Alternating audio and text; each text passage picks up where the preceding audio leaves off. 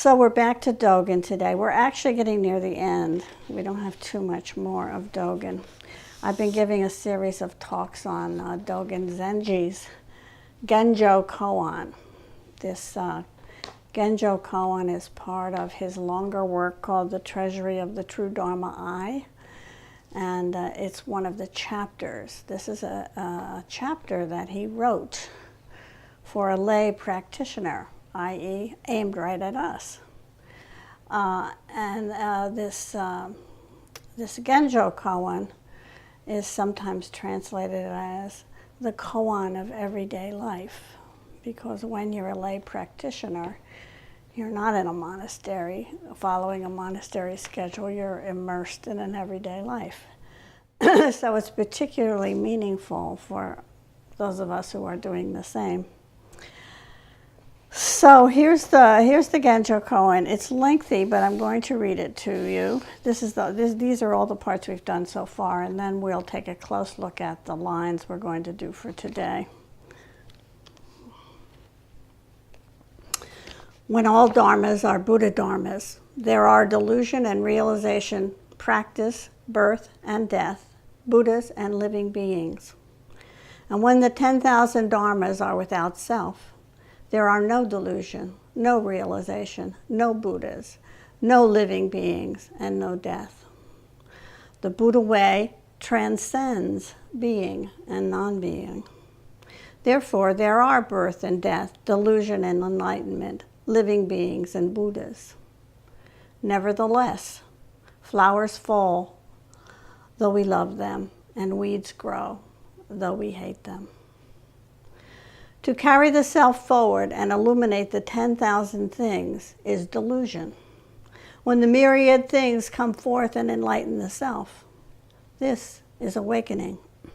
Those who have great realization of delusion are Buddhas. Those who are greatly deluded about realization are sentient beings. Further, there are those who continue realizing beyond realization, and those who are deluded throughout delusion. When Buddhas are truly Buddhas, they do not necessarily notice that they are Buddhas. However, they are actualized Buddhas, and they go on realizing Buddha. When you see forms or hear sounds with the whole body and mind, even though we are experiencing them directly, it is not like a mirror's reflection, not like the water and the moon. While we are experiencing one side, we are blind to the other side. To study the Buddha way is to study the self. To study the self is to forget the self.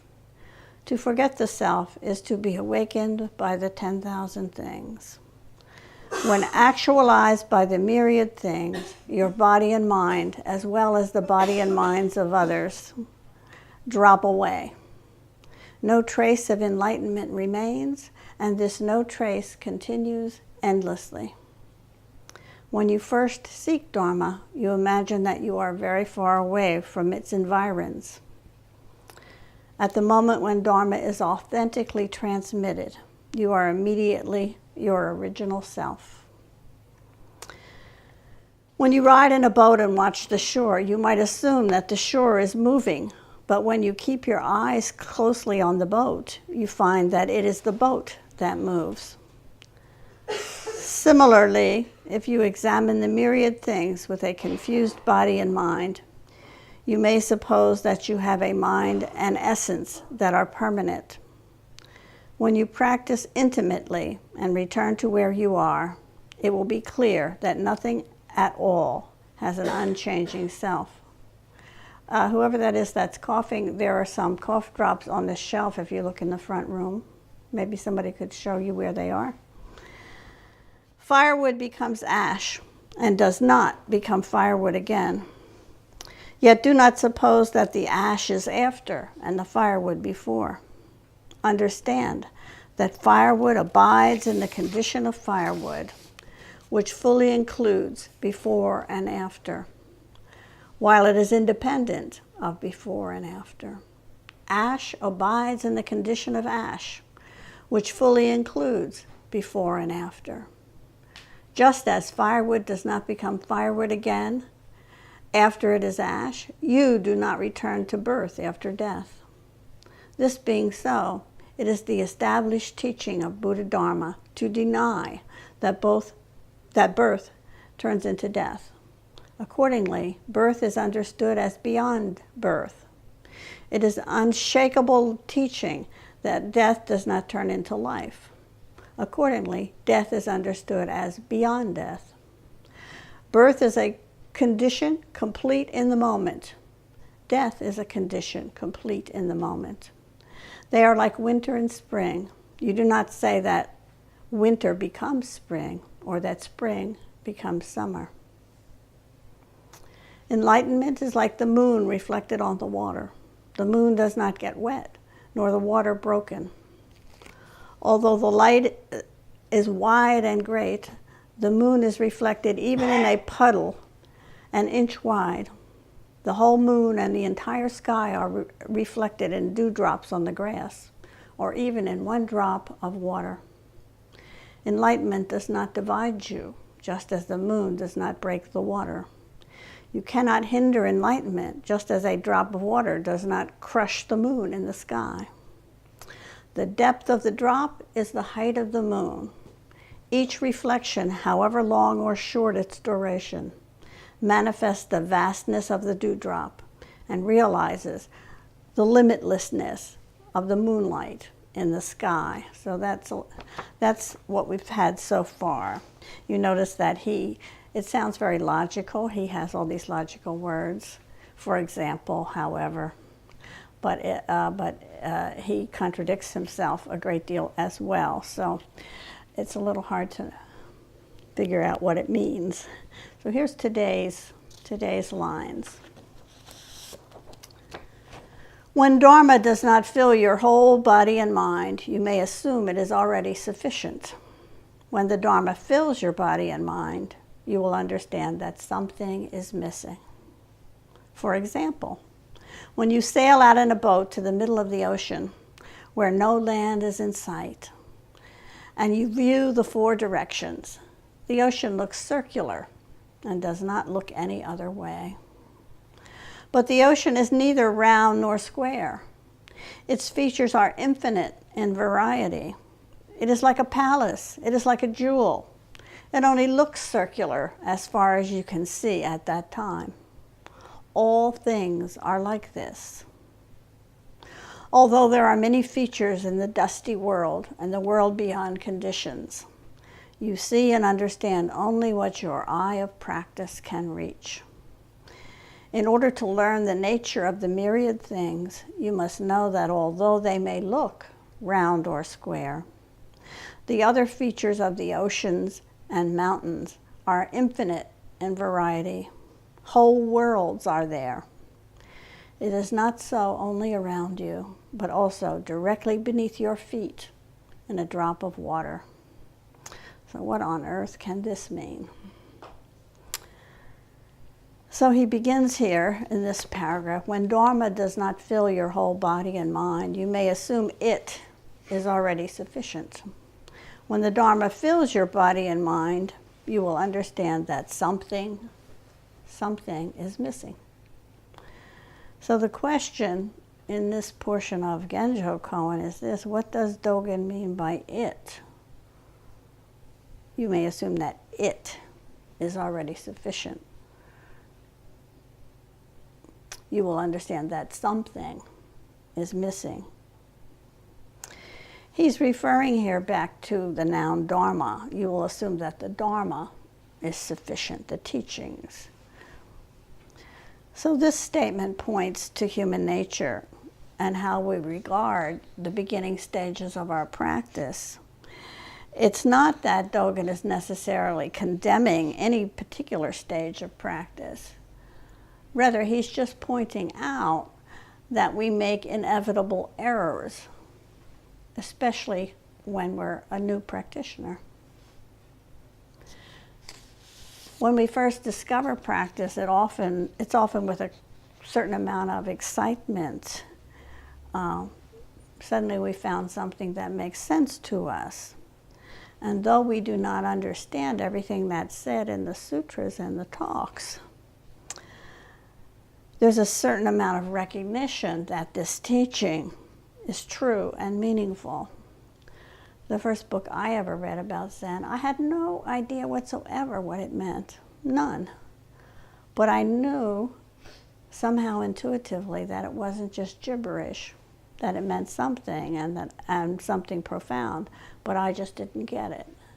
And most of us start this way unless we're one of those people who read a whole library before we got here. And those people too make mistakes.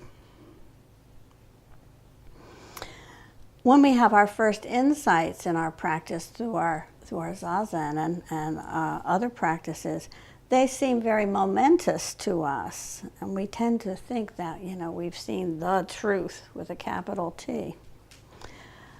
So, as Dogen says, we may think at this point that the Dharma is sufficient. After all, whatever we see, it's so much more than we saw before. So these first insights that we have are very important. And it's not that they're not true. It's just that that's not all there is. Also, we tend to see them as something that we've added on to what we knew before. And in truth, they're insights into something we always knew. We always knew it. We just didn't recognize it. And that's why these insights seem so true, because we recognize them as something we already knew. Dogen goes on to say that later in practice, when your practice becomes your whole, quote, body and mind, you realize, quote, that something is missing. Again, the question is, what is it? What is missing? He can't be talking about the Dharma again here, because he's already stated that the Dharma fills your whole body and mind. So how is it that the Dharma comes to fill your whole body and mind in practice? This happens when you no longer see practice as a way to get rid of all the little pesky things that you don't like about yourself, all those things in your life that you don't want to be there. When you no longer feel that enlightenment is a way to a particular limited truth, to a philosophy, to a religion, then Dharma is filling your whole body and mind. Because truth, in this very broad sense that Dogen is talking about it, is not a specific idea or a specific philosophy. What you realize is that Dharma is the whole of reality. It's everything. As my first teacher used to say, it's the whole enchilada.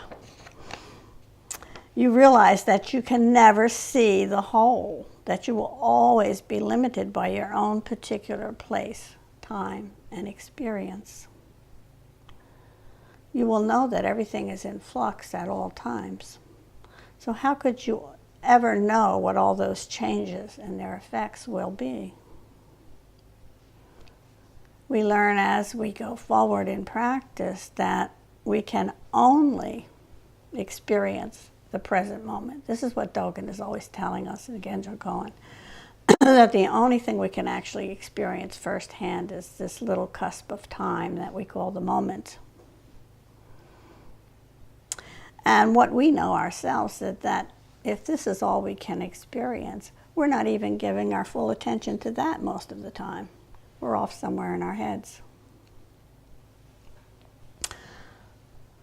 So how can we know what the truth of this myriad universe is? We just read in the earlier part of Genjo Koan that Dogen said to study the Buddha way is to study the self. To study the self is to forget the self. And when will this task be complete? Never, really. There's always something else to know. There's always more self poking up that we need to deal with. So Dogen is pointing out that as we practice, we come to see how deep and comprehensive practice is. And when we realize this, we see that we will never grasp things from every point of view. So there's always a certain amount of not knowing, of mystery, of an inability to, quote, attain it. This is why Zen says you can't attain it. Part of the reason you can't attain it is that you already have it. But the other part is that you can never be every point of view.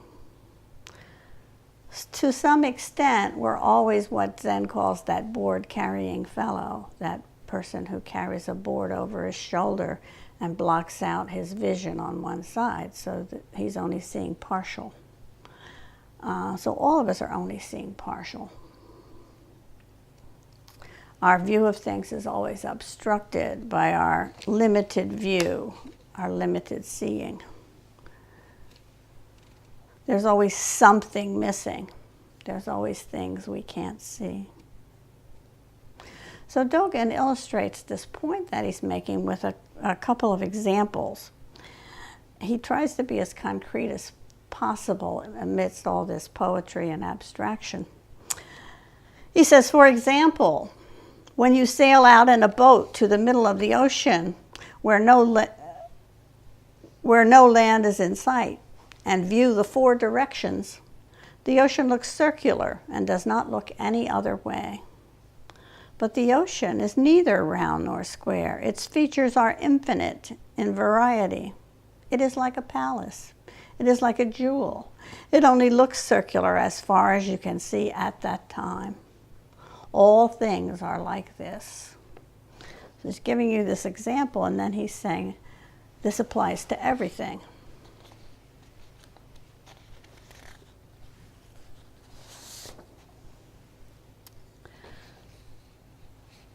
So he uses these various ways of viewing the ocean as his metaphor. You know, anyone who's ever been on a boat out of sight of land knows that this is true, that when you look out, it looks like the boat is surrounded by water in a kind of circular way. We also know that this was part of Dogen's personal experience. We know that he sailed off to China from Japan, so he would have had a boat trip in the middle of the ocean. And he noticed this. He points out that viewing water from a boat, the ocean looks circular. And if you were to go by your experience at that moment, and that's all you went by, you'd never be able to believe that the ocean was any other way. Circular is how it seems. But as Dogen knows, and as we know, the ocean is not circular if seen from other points of reference. Dogen claims the ocean actually has, he says, quote, infinite variety. Since there are infinite points of view, then this infinite variety must be true. Every sentient being will see the ocean from his or her own point of view. How does a person on the shore in Florida see the ocean? How does a person on the shore of Antarctica see the ocean? How does a whale see the ocean? How does plankton see the ocean? All creatures will see the ocean differently, according to, as Dogen says, as far as they can see at that time. I'm sure there are some people who view the ocean with utmost fear. Perhaps their points of view will change and enlarge. Perhaps they won't. But always, for all these creatures, something will be missing. What will be missing will be the other points of view. It's not so important that we have to see from every point of view. We can, actually. What is important is that we need to be aware that our own view is limited. And we need to know that the views of others are just as legitimate as ours.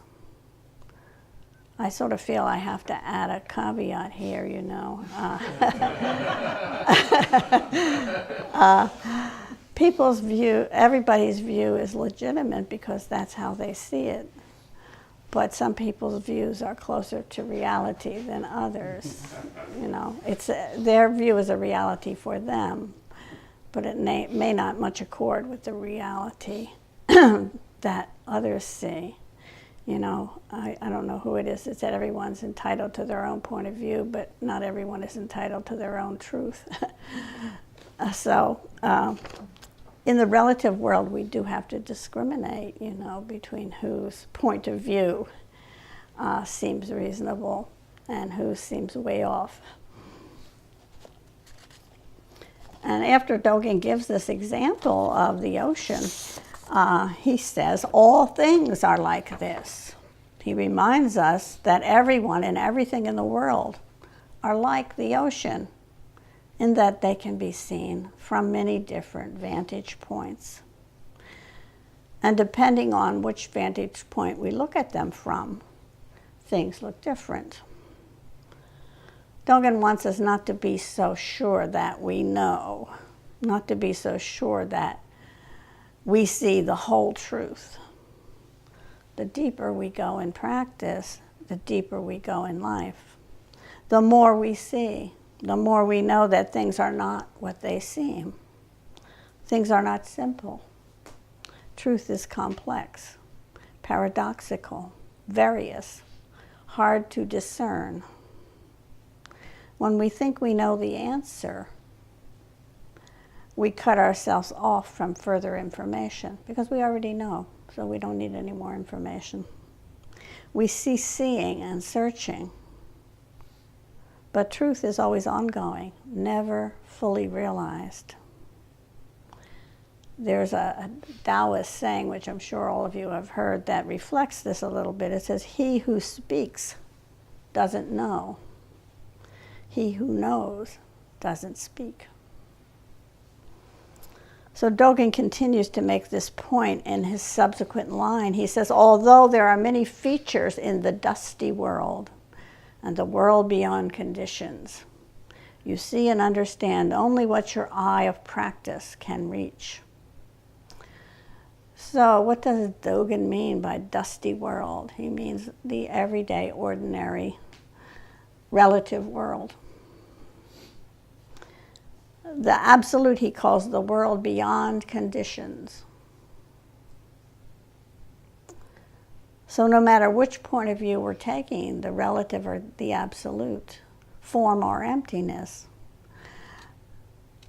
Dogen says we will be limited. At any particular moment, you can't see more than you can see.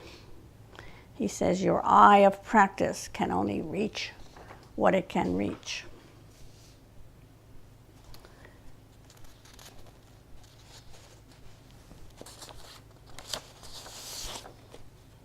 The world is vast and various, and there are many points of view. But you will be limited to the narrowness or broadness of your current ability to see. That's completely logical. There's nothing hard to understand there. Each of us is caught in our own point of view, our own experience, our own way of seeing things. Dogen continues, in order to learn the nature of the myriad things, you must know that although they may look round or square, the other features of the oceans and mountains are infinite in variety. Whole worlds are there. He's urging us to broaden our expectations.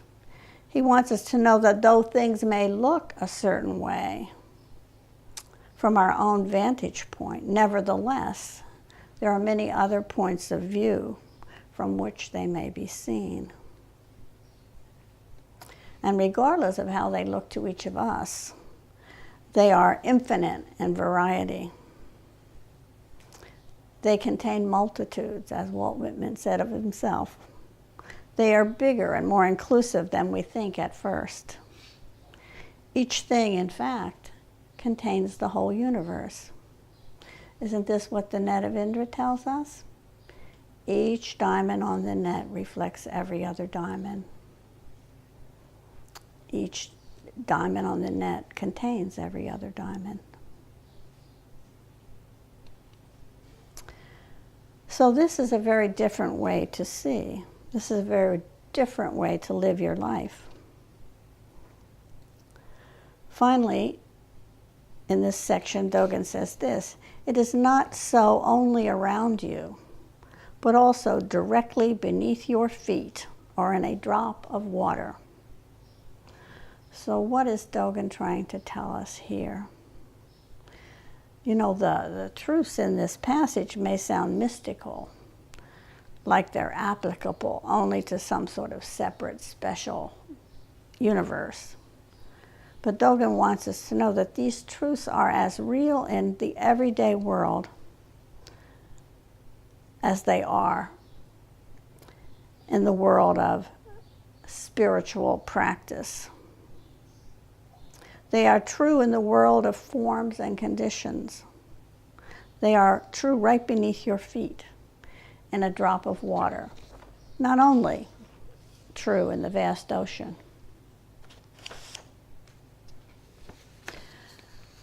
You just have to be able to see. I'm having a feeling that this part of Genjo Koan, as I was working on it, is particularly suitable for our current world, where everyone seems to be completely sure that their point of view is the whole truth. Where often people do not even look very thoroughly before deciding what the truth is.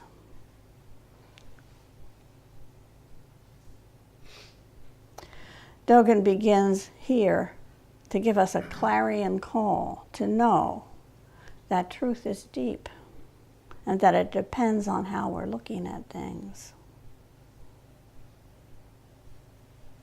And perhaps this is a particular call to doubt, to humility about our own claims to truth. You know, there are 3 pillars of Zen, and supposedly, and one of them is doubt, great doubt. You know, unlike some religions where they don't want you to ask questions and they don't want you to doubt, doubt is factored in to Zen practice. It's considered to be a good thing to doubt and have questions. There's a koan in the collections that begins, "The world is vast and wide, and so it is." So for us, let's try to incorporate some of that largeness and breadth into how we view things.